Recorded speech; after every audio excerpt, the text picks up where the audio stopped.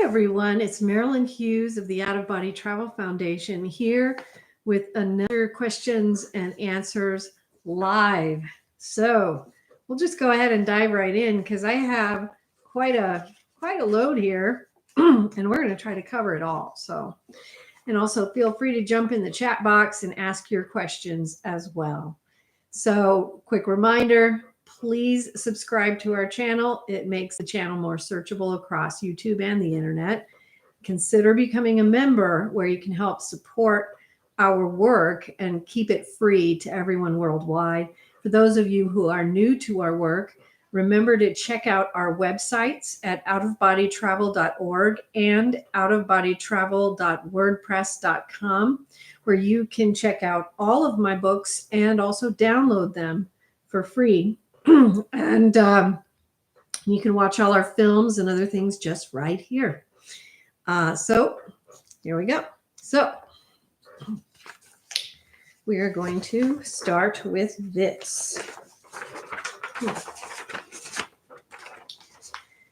Hello, Marilyn. I am pleased to inform you that I was received into the church on the day of the Pentecost Vigil Mass last week.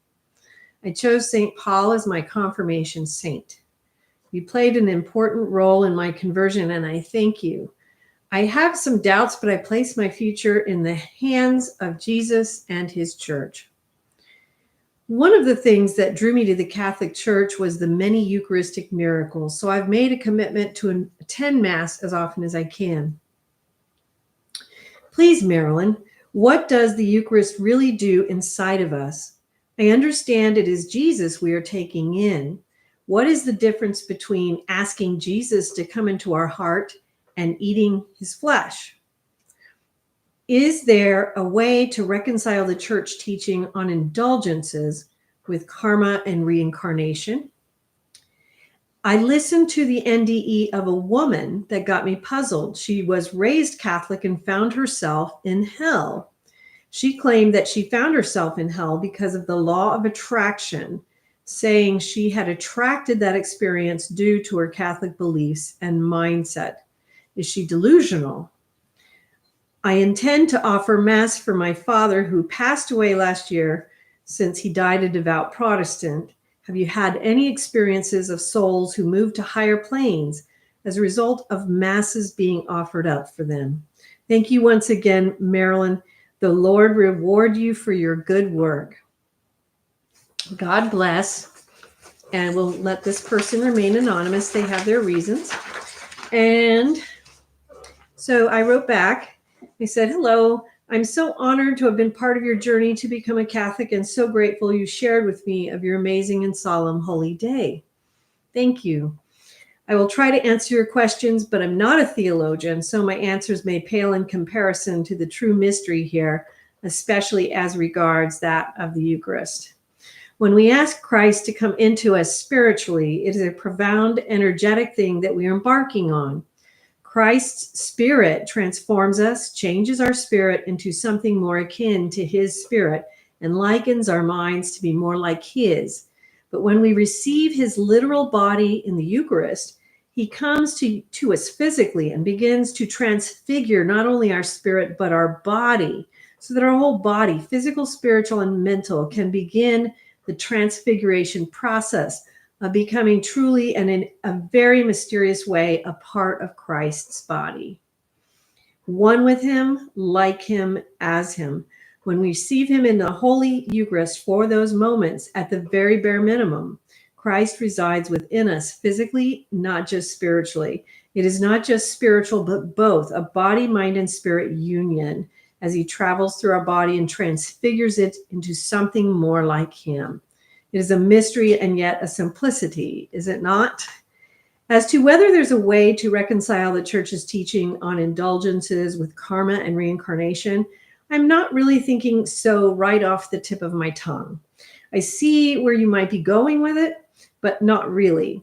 Everything we do to pray and offer for our soul's purification is going to be helpful to our soul in the greater scheme of things, but none of it really accounts for the record, so to speak, of our wrongdoings or goods that we have committed or lifetimes past or forgotten. Only God knows what we must do, in order to learn the lessons from our past and present, and we cannot really control it in that way. We must live with eternity in mind, with the concentration and awareness on the fact that we are here for that reason of purification, to become more selfless beings, beings who choose love over maleficence or lesser emotions more often than not. And hopefully, as we progress, we become a greater portion of love, and then an emanation of it by the time we are ready to die. So prayers and indulgences are often prayers, do help us to generate love. But our experiences in life are often the classroom of the soul, where either love or hatred is born, and then we choose. And that's where karma and reincarnation are therefore born from. So that's all another one of those great mysteries, which you learn a lot about in my books, starting with The Mysteries of the Redemption, a treatise on out-of-body travel and mysticism. As to the Catholic woman with the NDE, I don't know. If you send me the account, I can do a further analysis of it. I can't judge her or anyone else's experiences, really. I can only hear what she says about it and comment a bit.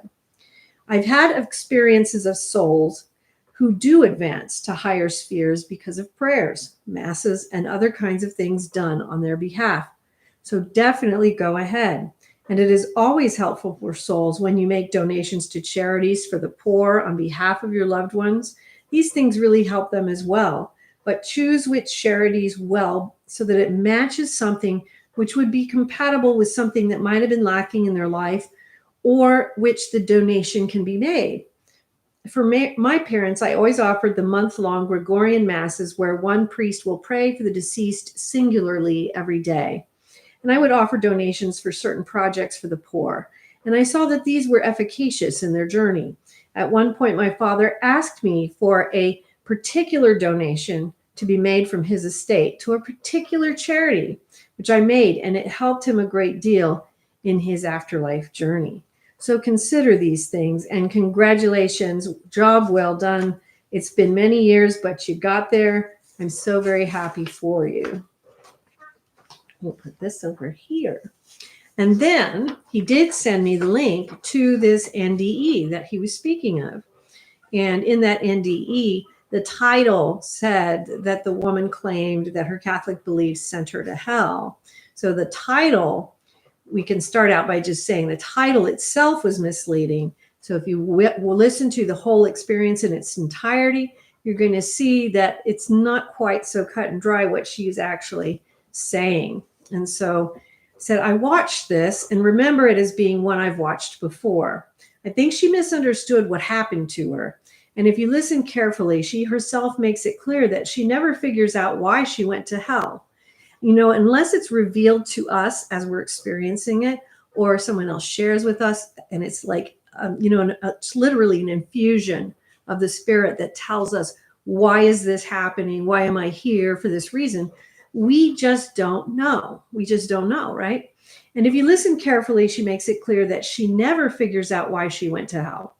But where the giveaway is made clear is when she is liberated from hell. It happens when it is Christmas in hell and she begins singing, excuse me, Away in a Manger. And several other women join her. By singing this holy song in hell, it enraged a demonic woman who comes over her and like growls and hisses and stuff. But she is immediately liberated and taken to a beautiful temple to then be with her friend who is in heaven. She is in bliss and light from there forward, and then told she still has a lot to do. She explains that she came to her own conclusion that she went to hell because of her religious beliefs, but she doesn't really know this. She was never told this. She's just never been able to figure it out because she does not know why she went to hell. However, Dr. Maurice Rawlings' studies showed that nearly 50% of near-death experiencers had an experience in hell. And what made his research more compelling was that he was a cardiologist involved in the resuscitation of patients. And patients were more likely to tell what happened to them in the moments right after being revived from something like that rather than later when they had time to think about whether or not it was a good idea to share that they had been to hell. It takes a great deal of courage to admit you've had this experience, and many people keep it to themselves. If the reasons for it are not expressly revealed to you, then you may not understand why you've gone there. And my interpretation was this woman did not understand why she'd gone there. And just from listening to her story, I could not discern why she had gone there either. It wasn't clear. So many of us are vulnerable to a hellish or purgatorial experience because we all fall short of the glory of God. Simple as that. But the telltale sign in her experience was that the moment she did something holy, she was delivered.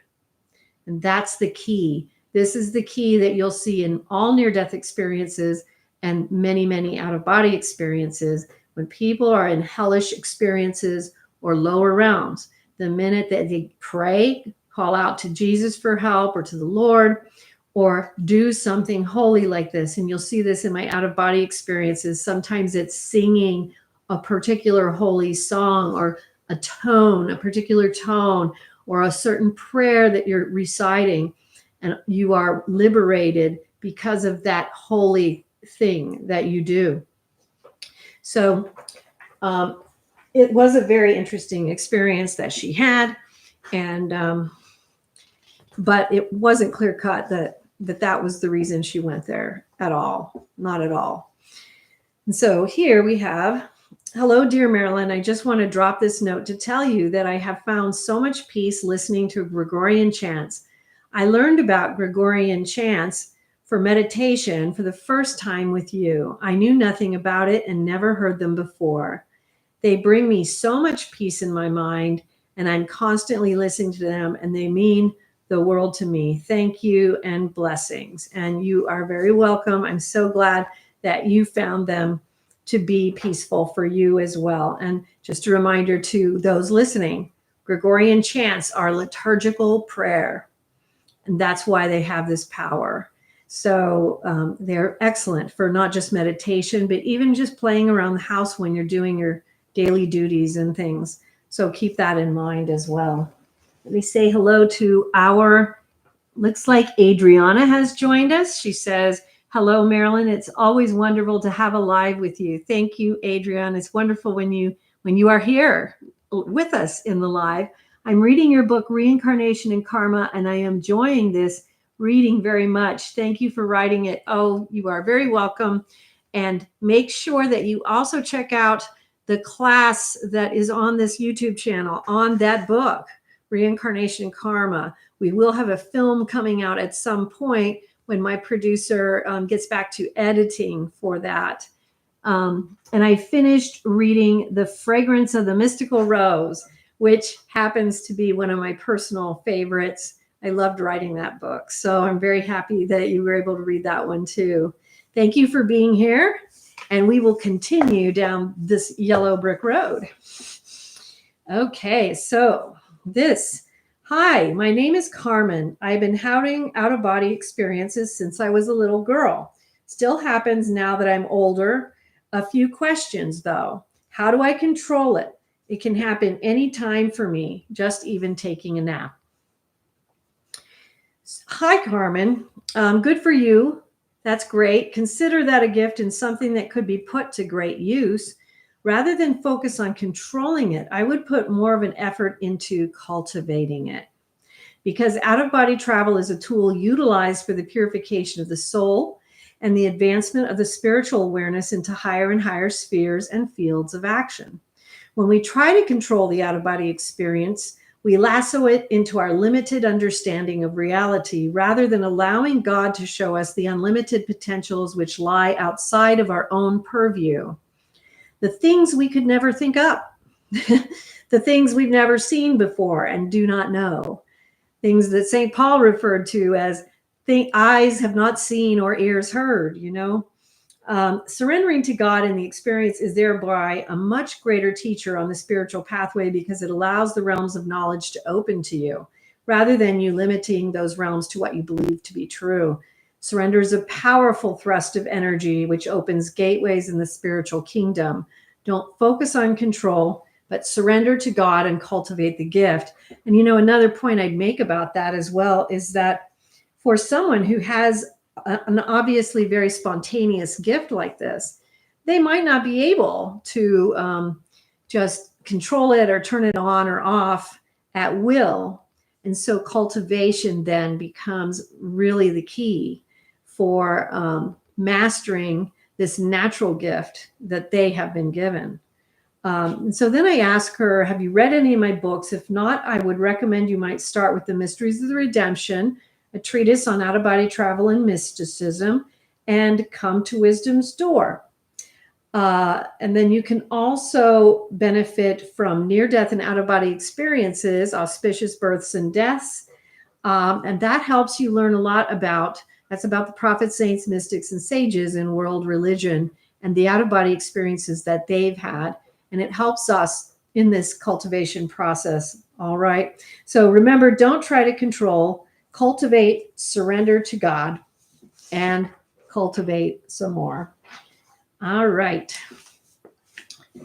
So if Jehovah shows no partiality and has unconditional love for all men and can't even profit from their righteousness somehow, why are there so few Catholic saints compared to the number of human beings whom have ever been given the gift of human existence, please? Especially ones like the production of Meister Eckhart and St. Thomas Aquinas, please. And I said, yes, thank you. I'm finally coming back to your question. As to this question, it doesn't really matter how many saints are in the catalog of the church. What matters is how many saints are in heaven. Being acknowledged by the church is nice, but what we all aspire to is to be one of the saints in heaven. It doesn't matter if anyone knows on earth, right? It only matters that God knows our name. And the interesting thing too is I think that many people who don't really study the saints, or maybe non-Catholics, but even Catholics who don't study the saints may not realize just how many saints there are. I have a 4-volume set right over there, the Butler's Lives of the Saints, 4 volumes just filled with saints after saints after saints. There's a lot of canonized saints. And what the difference is a canonized saint is one that is recognized by the church, whereas the whole point of sainthood is recognizing someone that we believe to be holy in the eyes of God. But that does not limit the saints in heaven to whom the church acknowledges. We all aspire to that. It's all of our path in life is to be that, but it doesn't mean when we say we aspire to be saints, that doesn't mean we all want to be well known or even canonized or in any way acknowledged. We aspire to make it to heaven, to be there as one of the saints in heaven with God. And of that number, we don't know how many there are, you see. And so let's see, Adriana, you have said, you always give the perfect and best advice. Oh, you're so sweet. Thank you. I don't want to focus on control either, nor can I control it, but cultivate it. Sorry, the screen is so small. Last time I got hit by vibration very strongly. I felt a whooshing up, and I said a prayer in my mind and let in the hands of God. Really nice. I don't remember after, but I felt peaceful afterwards. So you let in the hands of God. What an amazing experience. What a blessed, holy experience, Adriana. That's, sometimes we don't realize or we minimize the profundity of simple experiences like that, which are actually very, very profound and deep. That's beautiful. Okay. Let's see here. Next. So let's see what's up next here. I believe we have Natasha. Yes, we do. Okay, but I've got it upside down, so I got to do this. Okay. Hello again. After listening to your questions on number 69 YouTube video, I felt compelled to reach out again.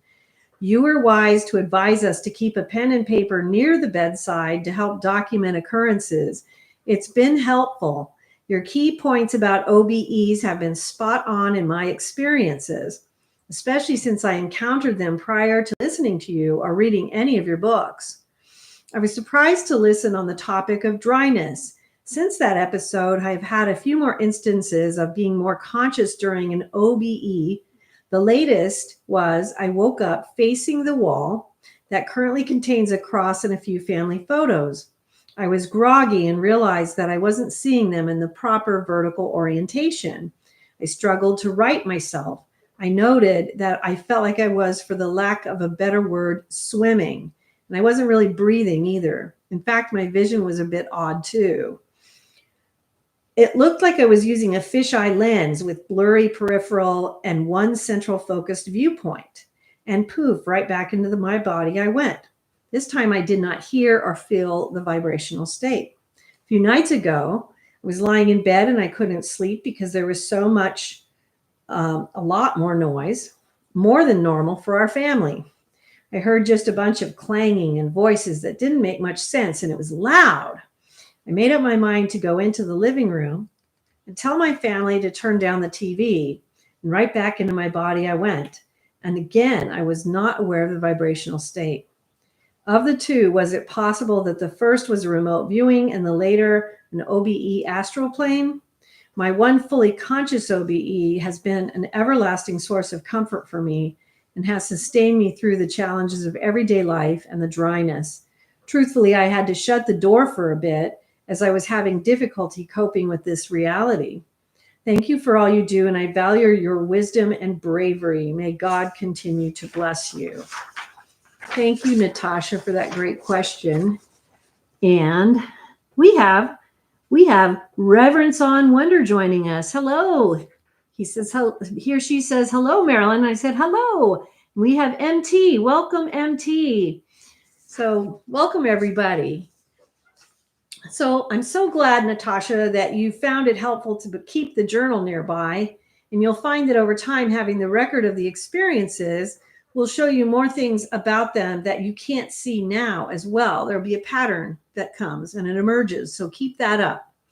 Interesting that you were surprised on the topic of dryness, but glad you learned about it. When the time comes for you to experience it, as we all do, you won't be surprised by it, and maybe it won't throw you off as much. Several points about your first experience. Excellent that you were able to, quote, right yourself. I've mentioned in my books that you will often feel something like swimming because you are moving through the spiritual ether, and this is typical with the mode of travel in the spiritual body. So excellent that you pointed that out. And I've also written a bit about how you often have to get used to the fact that you don't breathe like you do in the physical body either, because your spiritual body doesn't require that. So it's good that you notice these things, but we're also able to continue. Many people get freaked out by the lack of breathing, and I give tips on that and come to Wisdom's Door. You've also described very well how you might experience your vision differently when you get out of your body. It looked like, quote, it looked like I was using a fisheye lens with blurry peripheral and one central focused viewpoint. In Come to Wisdom's Door, I talk about the issues of how our physical senses are very different and take some getting used to in the astral body.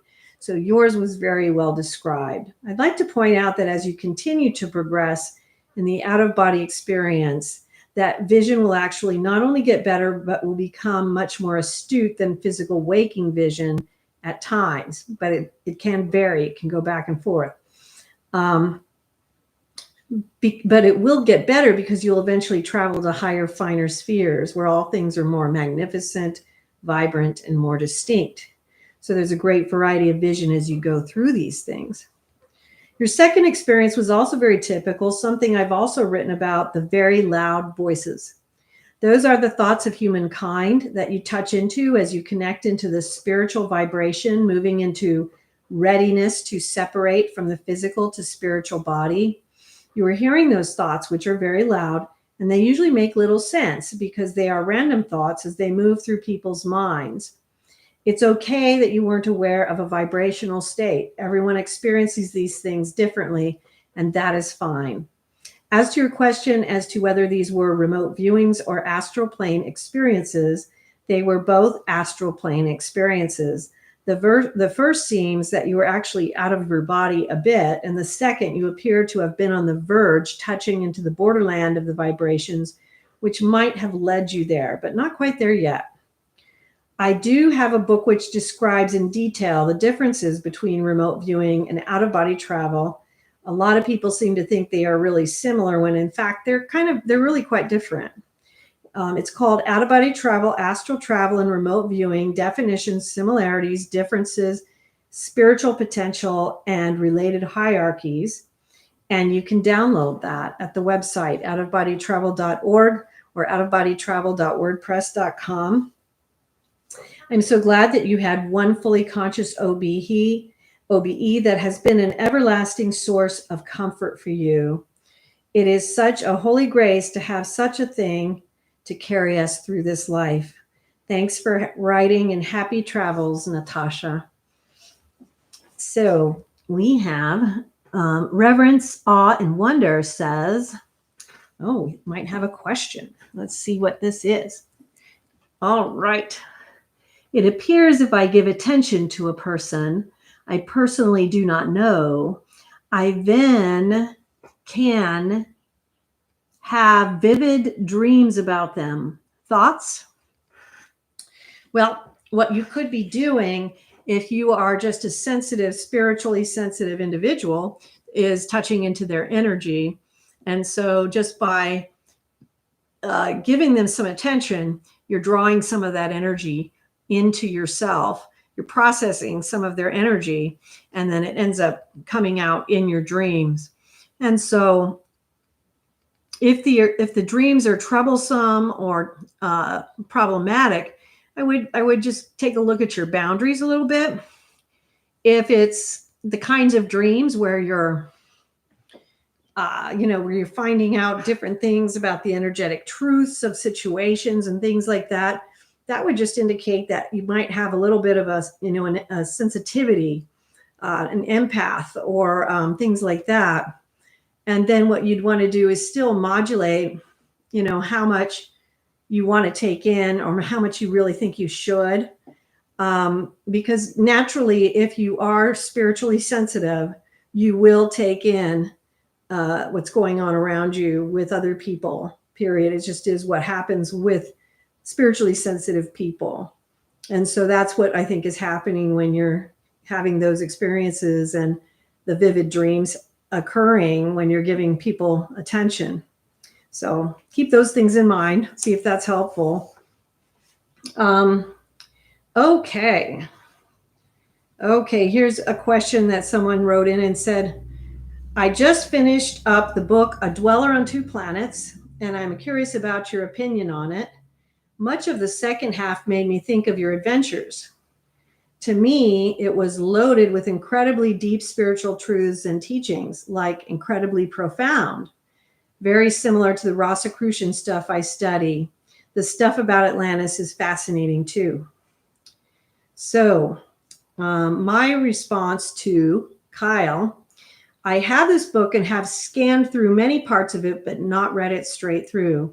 I think it is a fascinating book, and I am glad that you found it incredibly deep and filled with spiritual truths and blessings. Did you know it has a sequel? Not many know about it. It's called An Earth Dweller's Return. There is a lot of similarity to the Rosicrucian stuff, I agree. And of course, the Atlantis references are also quite interesting. I think it's a very important book. One of those timeless texts shrouded in mysterious origin. And so here, just for your viewing pleasure, this is A Dweller on Two Planets by Philos.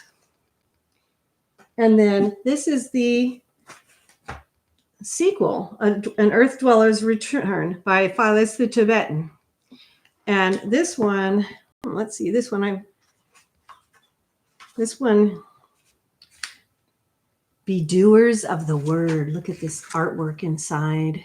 It's very interesting. It's an old book. Don't you love these old books? Me too.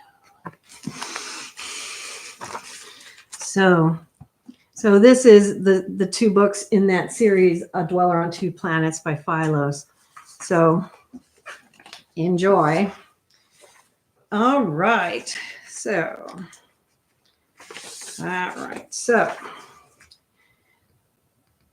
hi guys, is it possible that people who travel easily in astral plane could help awaken people who struggle to keep memories from astral to 3D after they wake up? It seems that we do that astral every night we go to sleep, but we do not remember it. There's probably many reasons why, but the point is to make a verification of that. So we need to prove it in our 3D reality. So is it possible that someone with pure good intentions can help us to understand it better by this experience?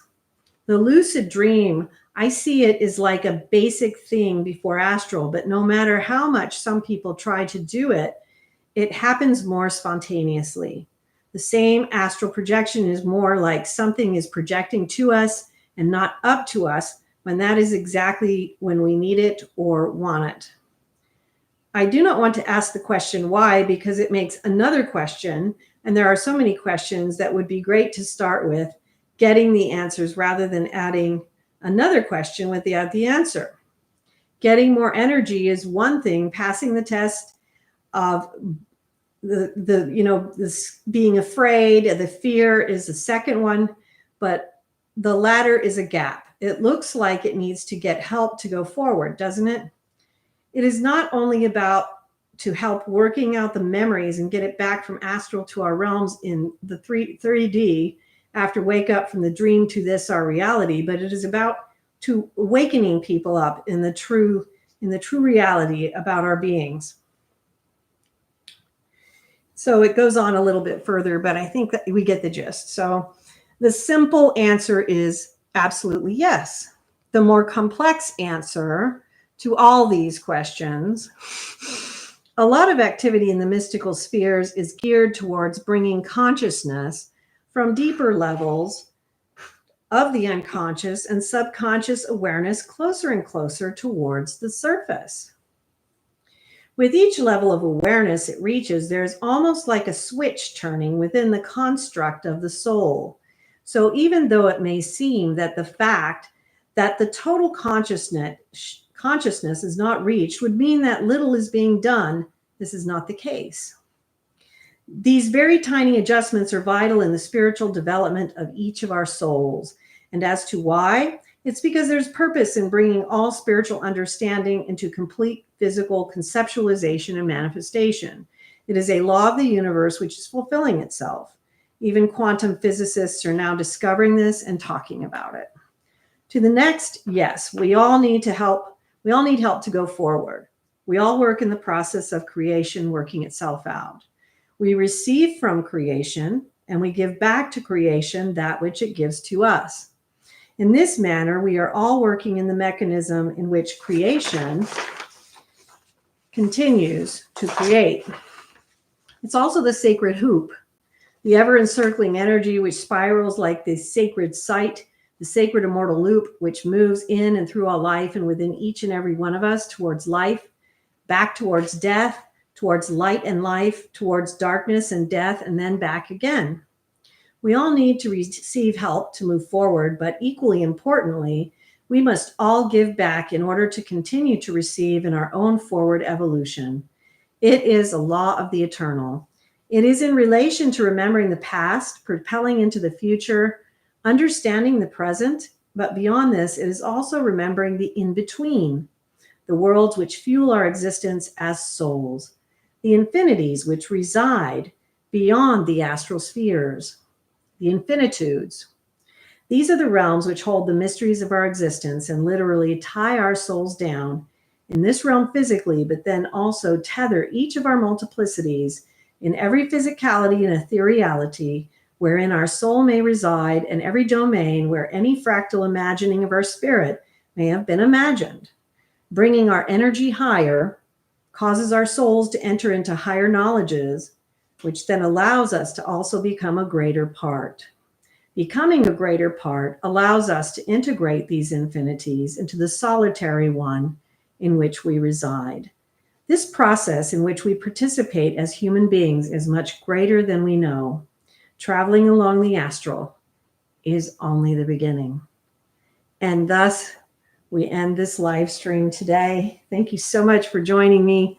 Again, subscribe and consider becoming a member. Both things help us out. Subscribing keeps us searchable. Becoming a member helps us to keep our materials free across the web.